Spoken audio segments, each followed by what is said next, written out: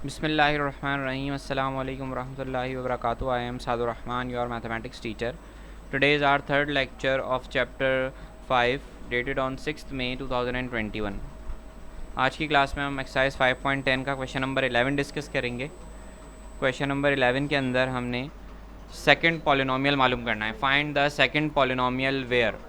ठीक है, 11 टिल 13 जो लिखा हुआ है वो ये है कि सवाल सेकंड पॉलिनोमियल जो है वो हमें 11 क्वेश्चन में भी फाइंड करना है, 12 में भी फाइंड करना है और थर्ड में भी फाइंड करना है, 13 में भी फाइंड करना है। ठीक है, तो इसलिए 11 टिल 13 लिखा हुआ है। ठीक है, वैसे हमें इसमें सेकंड पॉलिनोमियल मालूम करना है। जैसे कि मैंने अभी आपको लास्ट क्लास में फॉर्मूला बताया था कि अगर L.C.M को H.C.F से मल्टीप्लाई करेंगे तो वो बराबर होगा first polynomial multiply by second polynomial के। ठीक है, उससे हमें फर्स्ट और सेकंड पॉलिनोमियल मिल जाएगा। ठीक है, अब इस सवाल में हमें क्या है, 11 क्वेश्चन में फर्स्ट पॉलिनोमियल हमें गिवन है x² - 5x + 6। H.C.F और L.C.M भी हमें गिवन है। H.C.F है x - 3 और L.C.M है x³ - 9x² + 26x - 24 रिस्पेक्टिवली। ठीक है, तो ये हमारे पास H.C.F गिवन है।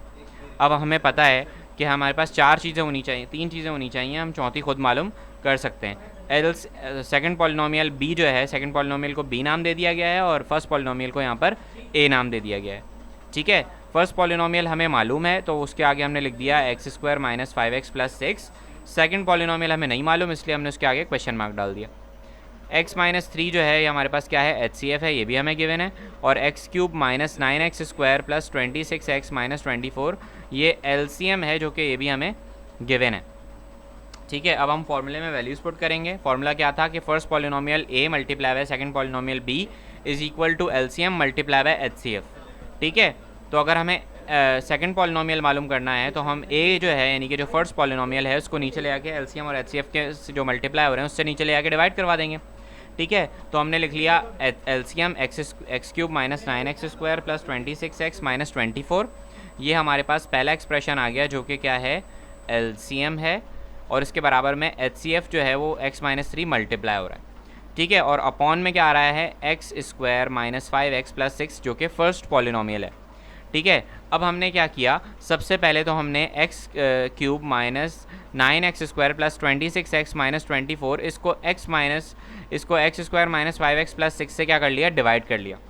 ठीक है, x - 3 तो पहले से फैक्टराइज हुआ है तो उसको तो मजीद फैक्टराइज करने की ज़रूरत हमें नहीं है। जो हमें फैक्टराइज करना था वो क्या था, x³ - 9x² + 26x - 24। ठीक है, और उसके लिए जो डिवाइज़र है वो भी हमारे पास मौजूद है। ठीक है ना, जाहिर है कि इस H.C.F का फर्स्ट पॉलिनोमियल है तो ये इसका डिवाइज़र होगा लाजमी, तो कम्प्लीटली डिवाइड कर देगा इसे। ठीक है, तो हमने x³ - 9x² + 26x - 24 को x² - 5x + 6 से डिवाइड कर दिया। ठीक है, डिवाइड करने का तरीका बिल्कुल बेसिक जो आपको हमेशा सिखाया गया है कि x² को मैं x से मल्टीप्लाई करूँगा तो x³ आ जाएगा, फिर -5x² आ जाएगा, फिर आ जाएगा +6x। ठीक है, फिर नीचे वाली टर्म्स की साइन चेंज हो जाएगी, x³ से x³ कैंसिल, माइनस का 5x² बन जाएगा प्लस का 5x और प्लस का 6x बन जाएगा माइनस का 6x। ठीक है, इसके बाद प्लस माइनस माइनस, 9 में से 5 गया, 4x² बचा, बड़े नंबर की साइन आ गई माइनस, और माइनस का यहाँ पर 26 प्लस माइनस माइनस, 26 में से जब 6 गया तो बचा 20x और बड़े नंबर की साइन आ गई प्लस। ठीक है, और माइनस का 24 एज इट इज़ नीचे कॉपी हो गया। इसके बाद हमने एक और नंबर से मल्टीप्लाई कराया, -4 से मल्टीप्लाई कराया तो हमारे पास आंसर आया माइनस का 4x²। ठीक है, फिर 5 4 ज़ा 20, minus minus plus, plus 20x और फिर minus plus minus minus, minus का 24, 6 4 ज़ा 24। ठीक है, फिर नीचे वाली क्लासेस जो हैं, नीचे वाली जो क्लास टर्म्स हैं उसकी साइन हमने चेंज कर दी, माइनस का 4x² हो गया प्लस का 4x², प्लस का 20x हो गया माइनस का 20x और माइनस का 24 हो गया प्लस का 24। ठीक है, तो इसमें तीनों प्लस माइनस माइनस से तीनों टर्म्स आपस में कैंसिल हो गए, रिमाइंडर बचा 0।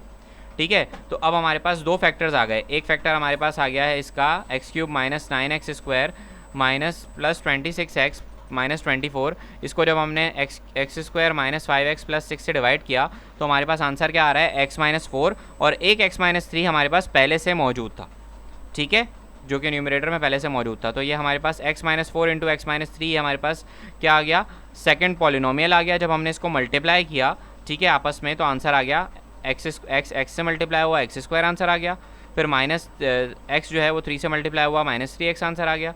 फिर -4 जो है वो x से मल्टीप्लाई हुआ, -4 आंसर आ गया, और फिर -4 जो है -3 से जब मल्टीप्लाई हुआ तो आंसर +12 आ गया। फिर इन दी एंड हमारे पास जो आंसर आ रहा है वो ये आ रहा है कि x² -7x + 12, क्योंकि minus minus plus 3x + 4x जो है वो क्या हो गए, आपस में ऐड हो गए। तो जो सेकंड पॉलिनोमियल है वो क्या है, x² -7x + 12। ठीक है, तो ये आपका क्वेश्चन नंबर 11 यहाँ पर सॉल्व हो गया। ठीक है, एक्सरसाइज 5.10 जो है इसके अंदर पार्ट 11, 12, 13, 14, 15 जो है ये आपके मोस्ट इंपॉर्टेंट पार्ट्स हैं।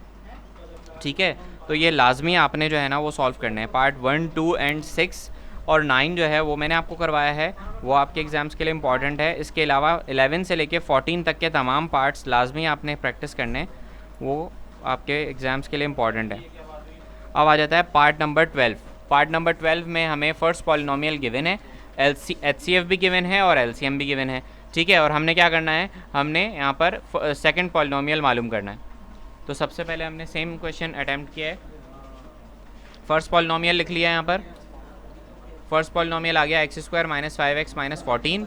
ठीक है, H.C.F आ गया x -7 और L.C.M आ गया x³ -10x² + 11x + 70। ठीक है, इसके बाद सेकंड पॉलिनोमियल मालूम करना है, तो b इधर ही रह जाएगा और फर्स्ट पॉलिनोमियल नीचे H.C.F और L.C.M से जाके डिवाइड हो जाएगा। ठीक है, अब L.C.M को हम डिवाइड कर देंगे किससे, फर्स्ट पॉलिनोमियल से।